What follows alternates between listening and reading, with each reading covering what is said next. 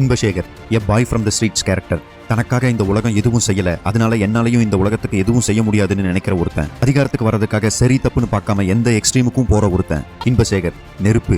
அந்த நெருப்பை தங்களோட எதிரிங்களை அழிக்கிறதுக்காக பயன்படுத்திக்கிறாங்க பொலிட்டீஷியன்ஸ் குணாவும் செல்வநாயகமும். குணாவுக்கும் செல்வநாயகத்துக்கும் அவங்களோட அழுக்கு அரசியலுக்கும் இருக்க ஒரே எதிரி மைக்கேல்.